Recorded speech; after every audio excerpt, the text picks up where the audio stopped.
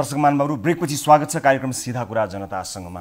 दर्शक महानुभावहरु, आज कार्यक्रम सञ्चालकको रूपमा न्यूज 24 टेलिभिजनमा मेरो अन्तिम दिन हो। विगत 4 वर्षसम्म मैले यस कार्यक्रमलाई कार्यक्रम सञ्चालकको रूपमा प्रस्तुत गर्दै आएँ। यस बीचमा सम्पूर्ण न्यूज 24 टेलिभिजन परिवार, सम्पूर्ण न्यूज 24 टेलिभिजनको जुझारु समूह, प्राविधिकहरू र सबै जति पनि सदस्यहरू छन्, उहाँहरूको साथ, सहयोग, माया, विश्वास, प्रेरणा, हौसला नभएको भए आज यो कार्यक्रमले यो उचाइ प्राप्त गर्ने थिएन। यो कार्यक्रमले केही सफलता प्राप्त गरेको छ भने त्यो सफलताको श्रेय हाम्रा टोलीका यी सबै सदस्यहरूलाई बाँड्न चाहन्छु र थोरै बचेको केही छ भने मात्रै त्यसलाई आफ्नो भागमा सुरक्षित गर्न चाहन्छु। टेलिभिजनमा तपाईले मलाई देखेका कारणले सबै यसैले गरेको हो कि भनेर कहिलेकाहीँ ठेगी नसक्नुको माया दिनुहुन्छ, ठेगी नसक्नुको विश्वास दिनुहुन्छ। त्यो कदापि होइन, कदापि होइन। म त्यसलाई प्रस्तुत गर्ने प्रस्तोता हुँ, तर ती सामग्रीहरू तयार गर्नको निमित्त यहाँ मात्र होइन, देशैभरि रहनुभएका हाम्रा जुझारु टिभी जर्नलिस्टहरू, साथीहरूले अहोरात्र मेहनत गर्नुभएको छ। त्यही मेहनतलाई संयोजन गरेर म प्रत्येक आइतबार, मंगलबार र बिहीबार कार्यक्रममा प्रस्तुत हुने गर्दथे। विश्वकीर्तिमान राख्ने सिलसिलामा सन् 2013 बाट न्यूज 24 टेलिभिजनमा सुरु भएको मेरो यात्रालाई आजबाट बिट मार्दैछु। यो यात्राको दौरानमा मैले केही पनि गुमाएको छैन, पाएको मात्रै छु। र जे पाएको छु त्यसलाई हृदयभरि राखेर अगाडिको बाटो तय गर्ने निधो गरेको छु। मलाई विश्वास छ जुन माया, जुन साथ मैले पाएँ त्यसले निरन्तरता प्राप्त गर्नेछ। म यो सम्पूर्ण चिजको श्रेय हाम्रो जुझारु टिमलाई दिन चाहन्छु। प्रत्यक्ष अप्रत्यक्ष रूपमा हामीलाई सहयोग गर्नुहुने सम्पूर्णलाई दिन चाहन्छु र विशेष धन्यवाद तपाईं दर्शकहरूलाई, जसले हामीलाई जिम्मेवार बनाउनमा सधैँ हौसला दिइरहनु भयो, प्रेरणा दिइरहनु भयो। भन्नुपर्ने कति कुराहरू छन्, नअटाई कुराहरू आउन खोजिरहेका छन्। यो भनौँ कि ऊ भनौँ भनेर उकुसमुकुस पनि छु, तर ती उकुसमुकुस भएका कुराहरू, त्यो मिश्रित भावनाहरू यहाँ अड्किएका छन्। सायद धेरै कुरा, धेरै भावनाहरू भएर होला ती एका आपसमा ठोकिए र सायद म अब निशब्द हुनेछु। हाम्रो यात्रालाई एकचोटि फर्केर हेर्नका लागि एउटा सानो भिडियो बनाएका छौँ। त्यो भिडियो यहाँहरू समक्ष राख्छु र कार्यक्रम सीधा कुरा जनतासँगको आफ्नो यात्रालाई यहीँ टुङ्ग्याउने अनुमति पनि चाहन्छु। यो रिपोर्ट यहाँहरूलाई छोड्दै कार्यक्रम सीधा कुरा जनतासँगको यो श्रृङ्खलाबाट सम्पूर्ण युनिटका साथमा 10 औँला जोडेर नमस्ते रवि लामिछानेको।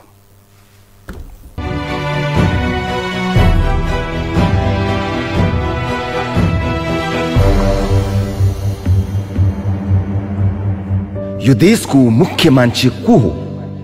राष्ट्रपति, प्रधानमन्त्री, मन्त्रीहरू वा सांसदहरू?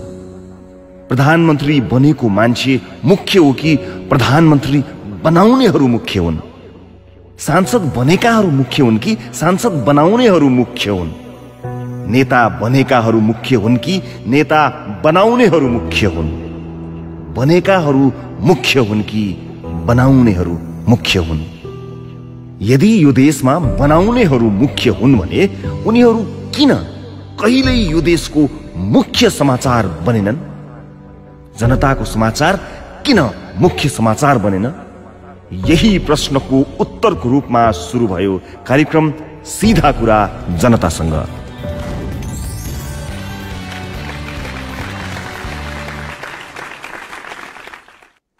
नमस्कार, कार्यक्रम सीधा कुरा जनतासँग। कुनै नेता विदेश जाँदा मुख्य समाचारले यसो भने, आज फलानु नेता फलानु देश जाँदै हुनुहुन्छ, उहाँले फलानु दिन फलानु काम गर्नुहुनेछ, फलानुसँग बसेर खानुहुनेछ, उहाँले नेपालमा आफ्नो काम फलानुलाई जिम्मा लगाउनु भएको छ। तर मुख्य समाचारले यसो भनेन, आफ्नो बच्चाको बोर्डिङको फिस तिर्ने पैसा किन्न आज एउटा जनताको छोराले आफूलाई बेचेको छ। ऊ आज परदेश जाँदैछ। उसका परिवार 15 मिनेट हाँसेको सपना देख्न ऊ दिनको 15 घण्टा काम गर्नेछ। घरमा ऊ नभएका बेला उसको साटो समयमै घर फर्किदिने जिम्मा उसले घामलाई लगाएको छ। यदि यो देशमा बनाउनेहरू मुख्य हुन् भने उनीहरू किन कहिल्यै यो देशको मुख्य समाचार बनेनन्? राष्ट्रपतिको गलैँचा मुख्य समाचार बन्यो, तर परदेशमा मालिकको गलैँचामा झरेको नेपाली चेलीको आँसुले ठाउँ पाएन। यदि यो देशमा बनाउनेहरू मुख्य हुन् भने उनीहरू किन कहिल्यै यो देशको मुख्य समाचार बनेनन्? त्यसपछि हामीले निर्णय गर्यौं हाम्रो कार्यक्रमको केन्द्रमा जनता र उहाँहरूको दुःख र समस्या हुनेछन्। तर हामी जनताका समस्या र दुःख देखाउने मात्रै छैनौं, बरु जनताले फेरि त्यही दुःख देख्न नपरोस् भनेर काम गर्नेछौं।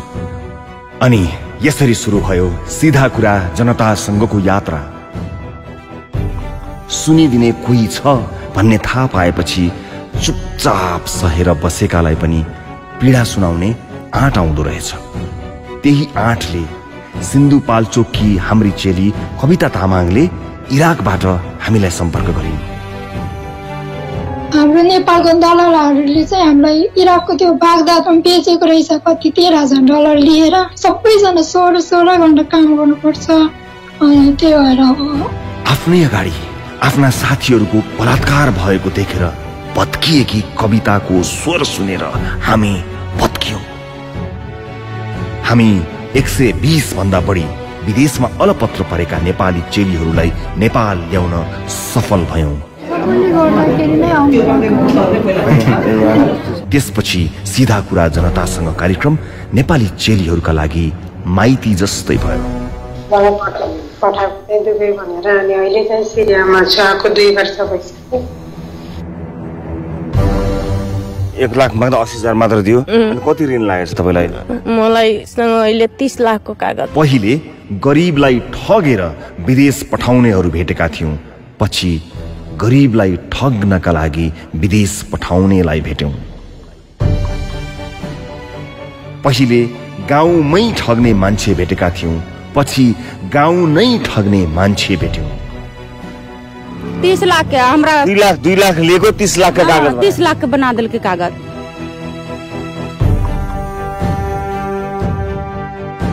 छोरीलाई बिहे गरी पठाउन ऋण दिने साहु भेटेका थियौं।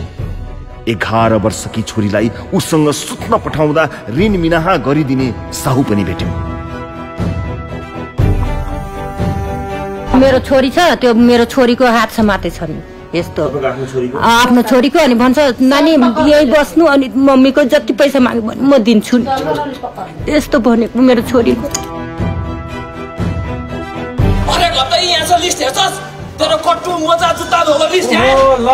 अवस्था सुधारका लागि आएकाहरूलाई आफ्नै पिसाब आफैलाई चाट्न लगाउने सुधार गृह भेट्यौं। 8 घण्टा 9 घण्टा पिसाब बेन गरेर पिसाब थाम नसकेर मेरो एकचोटि पिसाब चुहिएको थियो। र त्यो पिसाब चुहिँदाखेरि चाहिँ अब तैँले यो पिसाब चाटिनस् भने म तँलाई पिट्छु, यो पिसाब चाट्नुपर्छ भनेर मलाई आफ्नो पिसाब पनि चटायो। दुर्व्यसनीको एउटा रोगबाट सुधार गर्न राखिएकालाई दर्जनौं रोग लागुन्जेल शास्ति भेट्यौं। बाँच्न सिकाउनु पर्ने ठाउँमा मर्न मन लाग्ने अवस्था बनाइरहेको पीडा भेट्यौं। अन्डरवेयर, जुत्ता, मोजा धुन आउँछ र ल्याएपछि यसरी राख्नुपर्छ लिस्टमा है, किनभने कपडा हरायो नि पछि बाटा खानु पर्यो नि त हैन, त्यस्तो हुन्छ यहाँ। त्यसपछि देशभरका सुधार गृहको संरचना सुधारका लागि गृह मन्त्रालयले सर्कुलर नै जारी गरेको थियो, अनि यातना दिने सुधार गृह बन्द भएका थिए। गृहले जुन किसिमको व्यवहार चाहिँ दुर्व्यसनीय अथवा त्यहाँ राखेका विद्यार्थीहरूलाई गर्नुपर्ने थियो त्यो अनुसारको व्यवहार नगरेको हुनाले अहिले नयाँ आचार संहिता अनुसार अमान्य व्यवहारमा उनीहरूलाई चाहिँ 5 वर्षसम्म कैद र 50,000 रुपियाँसम्म जरिवानाको व्यवस्था गरेको छ। आबुधाबीमा बलात्कारपछि आत्महत्या गरेकी नेपाली चेली अष्टमी गुरुङको आत्महत्या गर्नु अघिको भिडियो प्राप्त भयो। अब कहिल्यै नआउने छोरीलाई पर्खिरहेकी आमालाई भेट्न हामी उनको घर गोर्खा गयौं। आमालाई म सुखसित राख्ने, आमालाई म धन कमाएर दिने, पैसा कमाएर तिमीलाई सुखसित राख्ने, राम्रो लुगा लगाइदिन्छु, गहना लगाइदिन्छु भन्ने छोरी म गहना लगाइदिन्छु, तिमीलाई साह्रै दुःख भयो। उनको न्यायका लागि युएई सम्म पनि गयौं। यही ठाउँ हो जहाँ अष्टमी काम गर्थिन्। हामी यहाँ एकछिन पार्किङ गर्छौं।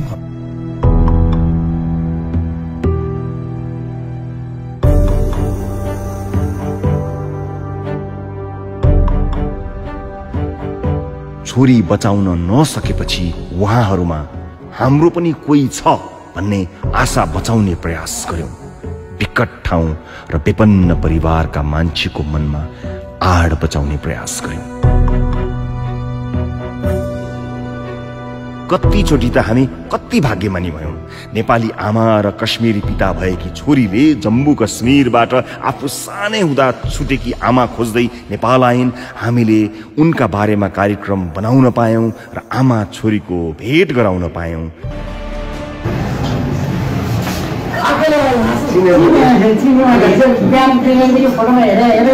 सीमाले छुट्याउँछ, हामीले सीमाहरूलाई जोड्न पायौं।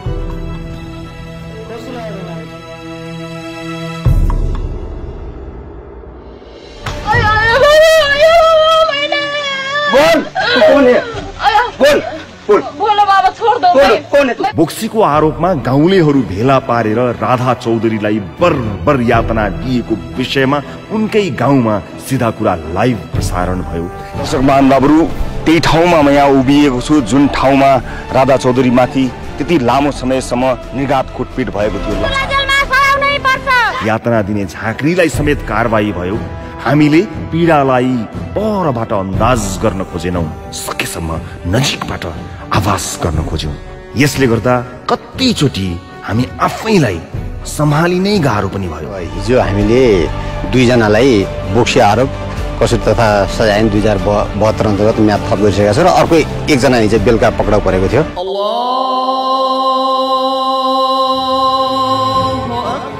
धेरै नेपाली ऋण काटेको पैसाले विदेशमा पैसा कमाउन जानुहुन्छ, तर नभनेको काम हुन्छ, नभनेको पैसा। उहाँहरूले विदेशमा आफ्नो उमेर बेचेर काम गर्नुहुन्छ। फर्कदा उमेर नै सकिन्छ, तर घर फर्काउँदा ल्याउने केही हुन्न। नेपालीहरूलाई यसरी ठग्ने म्यान पावर कम्पनीबाट उहाँहरूलाई न्याय दिलाउने चौतारी बन्यो सीधा कुरा जनतासँग। अब इटाली लान्छु भन्यो, 1-2 महिना बित्यो। त्यसपछि त्यो पाकिस्तानीबाट यिनीले त्यहाँको माफिया भन्ने गुन्डालाई बेचिदिएछन्। फेरि हामीले धेरैचोटि देखाइसकेपछि विभिन्न सरकारी कार्यालयहरूका शौचालयहरू सफा भएका थिए। भ्रष्टाचार, कुसंस्कार, कालाबजारीको फोहोरले हाम्रो देशलाई दिनदिनै शौचालय जस्तै बनाइरहेछ। देखाइसकेपछि सफा हुन्छ कि भन्ने आशाले हामीले देशभरि यी थरी थरीका फोहोरहरू देखायौं, सम्बन्धितहरूलाई सोध्यौं। एउटा हदसम्म त हामीले देखेका र देखाएका समस्याहरूलाई हल गर्यौं, तर यस्ता समस्याहरू दिनदिनै बढिरहेका छन्। अब हामीले राज्यका नीतिहरूमा भएको फोहोर पनि पखाल्नुपर्ने दिन आएको छ।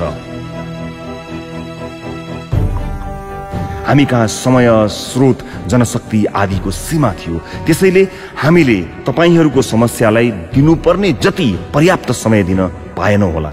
देख्नुपर्ने जति ठाउँमा देखेनौं होला, पुग्नुपर्ने जति ठाउँमा पुगेनौं होला, या समयमा पुगेनौं होला। तर अब हामी तपाईको झन् नजिक आउन चाहन्छौं। तपाईको आवाजलाई अझ बुझिने गरी सुनाउन चाहन्छौं। तपाईको चित्रलाई अझै चिनिने गरी देखाउन चाहन्छौं। त्यसका लागि हामीले अब अलि विशेष तयारीमा लाग्नुपर्नेछ। त्यसैले सीधा कुरा जनतासँगको यात्रा आजबाट केही समयलाई रोकिएको छ। यसो भनिरहँदा हामीले लामो श्वास फेर्नु परेको छ कि अब हाम्रो भेट केही समय हुने छैन। तर यो लामो श्वास फेर्नु भनेको यात्रीले चौतारीमा लामो सास फेरे जस्तै हो। यात्रीले चौतारीमा एकछिन आराम गरेपछि अघिको यात्रा झन् जागरिलो भएर तय गर्छ। हामी अहिले त्यही चौतारीमा छौं। नयाँ यात्रा छिट्टै सुरु हुनेछ। हामी केही समय तपाईहरु माझ देखिने छैनौं, तर नदेखिनु भनेको नहुनु होइन। हामी तपाईहरु माझ भइरहनेछौं। तपाईसँग रहेर तपाईको सारो गाह्रोलाई देखिरहेको हुनेछौं। आजसम्म हामीले तपाईहरुका दुःख देखायौं, तर तपाईका दुःख देखाउनुलाई दुःख मानेका छैनौं, मान्ने छैनौं। आजसम्म हामीले तपाईहरुका अप्ठ्यारा देखायौं, तर तपाईका अप्ठ्यारा देखाउन अप्ठ्यारो मानेका छैनौं, मान्ने छैनौं। नजानेर कति ठाउँ चुक्यौं पनि होला, त्यसका लागि आज माफी माग्छौं। तर जहाँ जहाँ चुकेका छौं त्यहाँबाट सिकेका छौं। जनताको कार्यक्रमले सबैभन्दा बढी कमाउनु पर्ने भनेको जनता कमाउनु थियो। हामीलाई विश्वास छ हामीले तपाईहरुलाई कमाएका छौं।